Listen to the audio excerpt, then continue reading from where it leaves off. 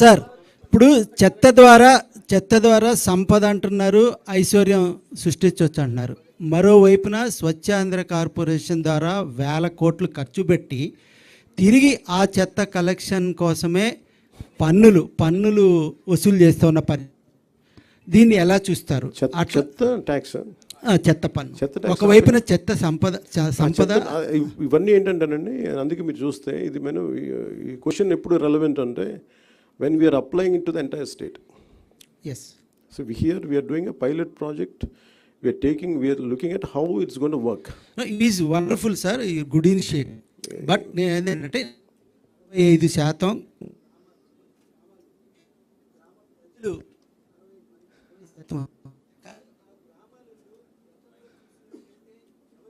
వాళ్ళే పెట్టుకొని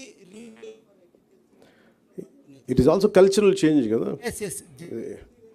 అండ్ ఇదేంటంటే ఇది ఇట్స్ నాట్ జస్ట్ గవర్నమెంట్ అలా. ఇప్పుడు నాకు ఛాలెంజెస్ ఏంటంటే మాకు కూడా ఇట్స్ అ కల్చరల్ చేంజ్ అనే పదం ఎందుకు అదే వాడింది బిగినింగ్లో మీరు చూస్తే. I'm aware of that. అంటే మాకు అవగాహన ఉంది మీరు మాట్లాడింది.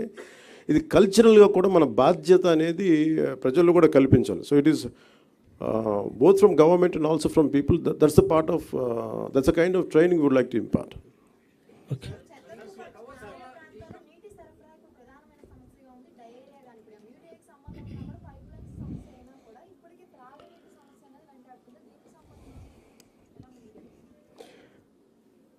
ఇప్పుడు కేంద్రం ఫర్ ఎగ్జాంపుల్ జాతీయ జల్ జీవన్ మిషన్ ప్రాబ్లం ఏమొచ్చిందంటే ఇక్కడ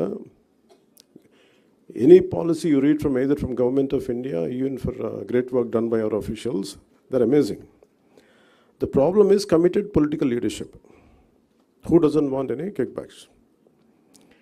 As long as you don't want any kickbacks, you want to serve people, there's a great possibility, but it just doesn't happen at the political leadership level. It is about the cultural change has to happen within the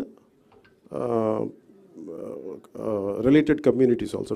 ఒక గ్రామంలో మనం చేస్తున్నప్పుడు వాళ్ళ participation కూడా కావాలి.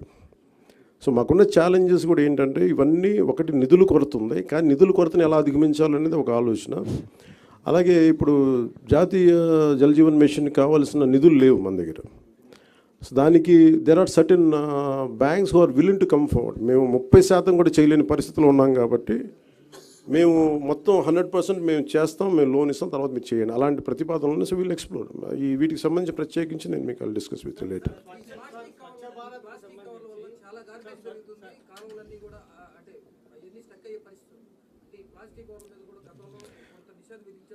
ఇది నిషేధం కాదండి. It should be cultural responsibility. అంటే మన కాదు ఏదైనా సరే మనం చట్టాలు చేసేయటం ఈజీ, కానీ applicability should come from people. ఇప్పుడు నాకు బాధ్యత ఉంటుంది, నేను తినేసి నేను పడేసి ఇంత మాట్లాడేస్తే అది నా బాధ్యత. It's also cultural individual responsibility కూడా ఉంటుంది. దీనికి ఏంటంటే ఎక్కడో చోట దాన్ని మనం you have to keep on building that thought with in the people. That's what. Sir మరి అంత తీసేయకూడదండి. అంటే అలాగే సారీ అలాగే ఇప్పుడు అలాగదండి. ఇప్పుడు మీరు ఒక పథకం చెప్పినప్పుడు you have to be little generous also. Sir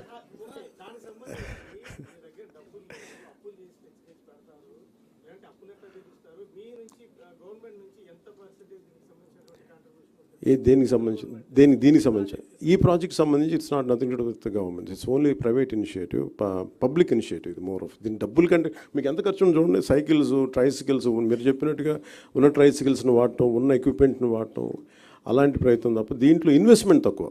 so అందుకని ఇప్పుడు ఉన్న పరిస్థితి ఆంధ్రప్రదేశ్ పరిస్థితులకి గ్రామాలను ఫస్ట్ మనం ఏదైనా శుద్ధి చేయాలంటే ఇది అసలు డబ్బు ప్రభుత్వం నుంచి చాలా మినిమలిస్టిక్గా ఉండి ఉన్న అధికార యంత్రాంగాన్ని వాడుకొని ఏం చేయగలం అనేది చాలా తక్కువ. మళ్ళీ జీతాలు పెంచక్కర్లేదు. ఎస్టిమేషన్ మీకు ప్రతి గ్రామ పంచాయతీకి ఏముంటుందండి, ఒక 6 మంది ఉన్న ఎగ్జిస్టింగ్ వాళ్ళని పట్టుకోవాలి, లేదంటే ట్రైసైకిల్ 2 డబ్బాలు. సరే ఎనీ ప్లాన్స్?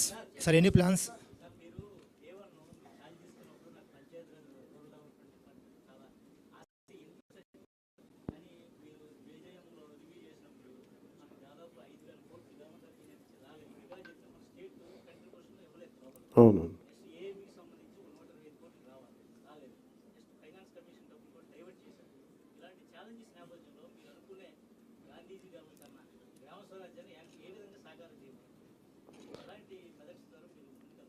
అంటే any for every leadership there'll be challenges కదండి. ఇప్పుడు మీరు అన్నీ మేము వెళ్ళి దిగితే కూర్చున్నప్పుడు, ఫర్ ఎగ్జాంపుల్ నేను కూర్చున్నప్పుడు, it all depends on how you convince people.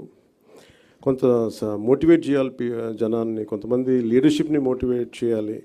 కొన్నిసార్లు the way you speak to bank people, for example నేను కూర్చొని మాట్లాడుతున్నప్పుడు వాళ్ళ కాన్ఫిడెన్స్ రాగలగాలి.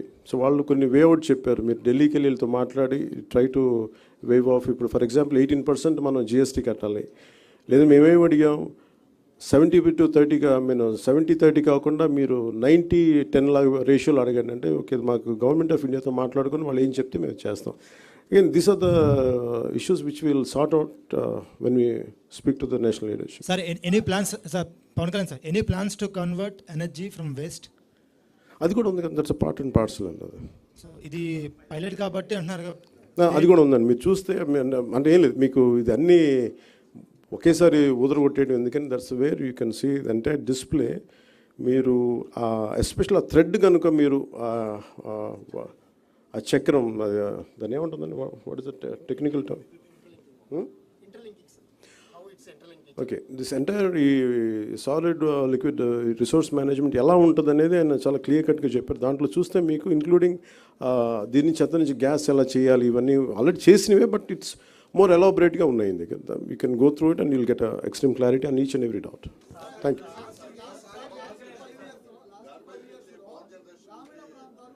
Okay, మీరు చెప్పండి సార్. గార్బేజ్ నుంచి అది కూడా ఉందండి. అది అంటే ఇదేం లేదు, మాకేమవుతుందంటే ఇది ఫస్ట్ ఒక్క నియోజకవర్గానికి కానీ సంపూర్ణంగా అప్లై చేయగలిగితే దీన్ని, ఆల్ ది ఛాలెంజెస్ మీరు ఉన్నాయి. కొన్నిసార్లు మేబీ మేము కొన్ని ఆలోచించి ఉండకపోవచ్చు, కొన్ని కొత్త ఐడియాస్ రావచ్చు, లేదంటే లోటుపాట్లు ఏంటి, అందుకనే we named it as a pilot project. కానీ దీన్ని వెంటనే స్వచ్ఛ భారత్ లాగా అమలు చేసేస్తున్నాం చెప్పట్లు, మేము ఇక్కడ ప్రయత్నం చేస్తున్నాం. We are making an attempt. So I'm very clear about what I'm saying. మేము ఒక ప్రయత్నం చేస్తున్నాం.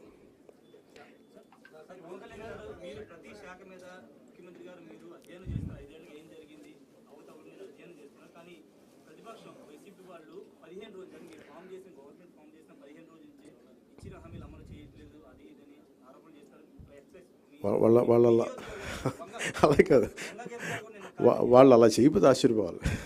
వాళ్ళు 5 సంవత్సరాలు పాపం ఓడిపోయినందుకు అంత మాత్రం బాధ ఉండదా, భరించాలి తప్ప.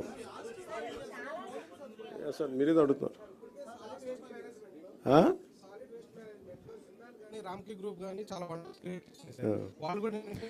ప్రాబ్లం ఏమవుతుందంటే, నేను కన్నబాబు గారు మాట్లాడుతూ ఉంటే scaling up is the issue అండి. అంటే ఒక చోట చేసేయటం ఈజీ, దాన్ని స్కేలప్ చేయటం ఏవేమి ఛాలెంజెస్ ఉన్నాయి ఇవన్నీ మేము వెళ్ళి దిగితే కానీ మళ్ళీ ఒక అవగాహన. సో దట్స్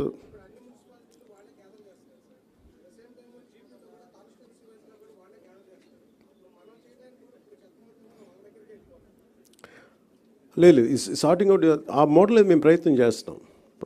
అంటే మీరు ఆల్రెడీ డిసైడ్ చేశారు ఎటు వెళ్ళిపోతుందని, మేము ఇంకా డిసైడ్ చేయలేదు.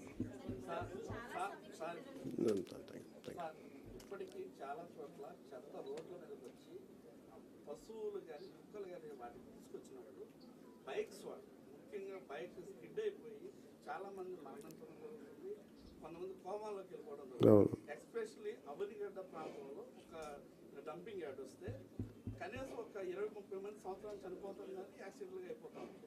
అంటే వాటికి ప్రత్యామ్నాయంగా ప్రజెంట్ మీరేమన్నా అంటే ఒకటి ఇప్పుడు మనకి lot to be spent on advertisement, అంటే అవగాహన కార్యక్రమం త్రూ పేపర్స్, మాధ్యమాల ద్వారా కావచ్చు, కొంత సోషల్ మీడియా ద్వారా కావచ్చు. ఇదేంటి, ఇట్ ఇస్ కాన్స్టెంట్ ఎడ్యుకేషనే కదండి. Educating public is the toughest job.